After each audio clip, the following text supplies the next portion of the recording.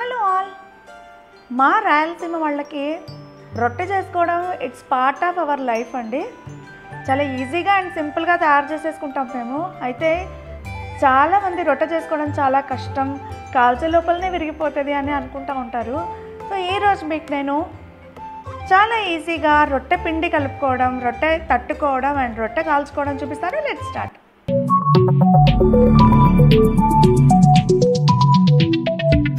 Welcome back to సృష్టి food and fashion. ఈరోజు మేము కట్టెల పొయ్యి మీద నువ్వులతో సద్ద రొట్టె తయారు చేసుకుంటున్నామండి. దానికోసం ఫస్ట్ ఒక గిన్నెలో ఒక 2 రొట్టెలకు సరిపడా సద్దపిండి తీసుకుంటున్నాం మేము. అందులోకి కాస్త ఉప్పు కలిపి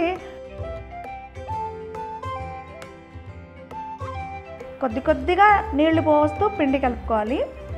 ఇక్కడ ఒక టిప్ ఏంటంటే, అది జొన్న పిండి కానీ సద్దపిండి కానీ ఫ్రెష్గా పిండి పట్టించి ఉంటే ఆ పిండిలో తగినంత స్టిక్కీనెస్ అండ్ మాయిశ్చర్ ఉంటుందండి. సో ఫ్రెష్గా పట్టించిన పిండి అయితే నార్మల్ వాటర్ వేసుకొని పిండి తడుపుకోవాలి. అది ఒక 15-20 డేస్ తర్వాత పిండిలో ఉన్న న్యాచురల్ మాయిశ్చర్ పోయి అది కొంచెం డ్రై అయిపోయి ఉంటుందండి. అప్పుడు రొట్టె విరగకుండా ఈజీగా సాగే గుణం రావడానికి కాస్త వేడి నీళ్ళు కలుపుకొని పిండి తడుపుకోవాలి.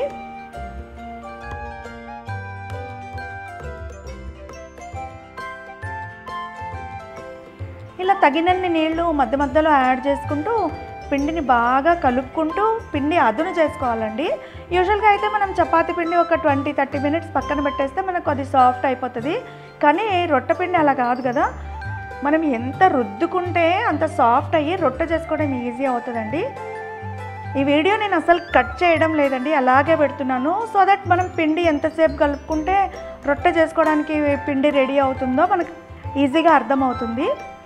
పిండి మొత్తం బాగా రుద్దుకొని బాగా కలుపుకున్నాక ఒక రొట్టెకు సరిపడా పిండి తీసుకొని మళ్ళీ ఒకసారి వాటర్ యాడ్ చేసుకొని బాగా కలుపుకోవాలి.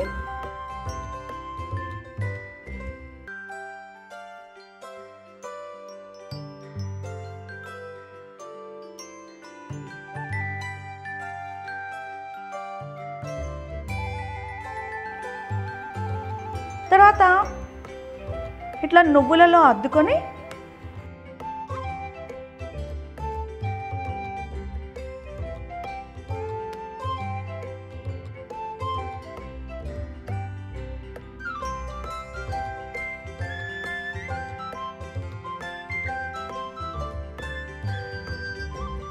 కింద కొంచెం డ్రై పిండి వేసి మెల్లగా రొట్టె తట్టుకోవడం స్టార్ట్ చేయాలి.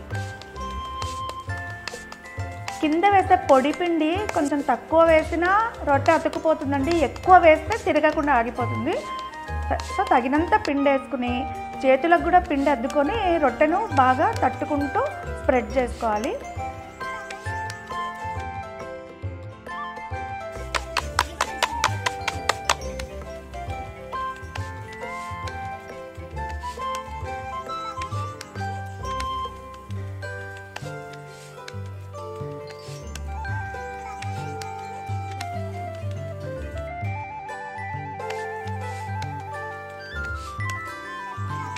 ఈరోజు మేము కట్టెల పొయ్యి మీద కాల్చుకుంటున్నామండి సద్ద రొట్టెలు.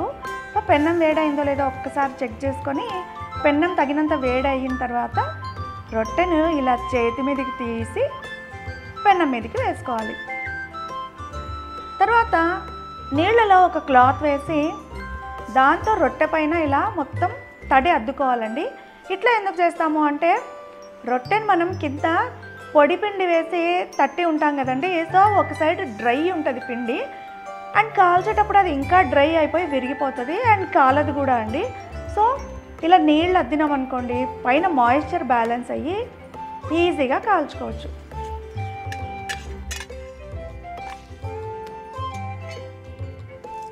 రెగ్యులర్గా మనం చపాతీని అయితే అటు ఇటు చాలాసార్లు తిప్పి కాల్చుకుంటాం కదండి. రొట్టె మాత్రం అలా చేయకూడదు. ఒక సైడ్ మొత్తం కాలిన తర్వాత తిప్పేసి ఇలా క్లాత్ తోటి ఇలా ఒత్తుకుంటూ అన్ని పక్కలు తిప్పుకుంటూ బాగా కాల్చుకోవాలి. అంతేనండి, ఈరోజు మాకు నువ్వుల సద్ద రొట్టె అయితే రెడీ అయిపోయిందండి. ఈ నువ్వుల సద్ద రొట్టెలోకి చిక్కుడుకాయ కూర, కలగూర, నూనెంకాయ కూర అయితే టేస్ట్ అద్భుతంగా ఉంటుందండి. మా కర్నూలు జిల్లాలోని కొన్ని పల్లెటూళ్ళలో అయితే నువ్వుల పిండి కూడా వేసుకొని అద్దుకొని తింటారండి. అండ్ ఇంకొక విషయం ఏంటి అంటే మేమైతే నువ్వులు అద్ది సద్దరొట్ట తయారు చేసాము. నువ్వులు అద్దకుండా కూడా సద్దరొట్ట తయారు చేసుకోవచ్చండి. ఆ సద్దరొట్టను ముక్కలుగా చేసుకొని అందులోకి పాలు బెల్లం వేసుకొని తింటే super healthy and tasty breakfast అవుతుందండి. పిల్లలు అయితే చాలా ఇష్టంగా తింటారు. నేను ఆ వీడియో కూడా ఇంతకుముందు చేశానండి, మీకోసం షేర్ చేస్తాను, ప్లీజ్ తప్పకుండా చూడండి. ఈరోజైతే మేము నువ్వుల సద్దరొట్టెలోకి నూనె వంకాయ కూరతోని బ్రేక్ఫాస్ట్ ఎంజాయ్ చేస్తున్నామండి.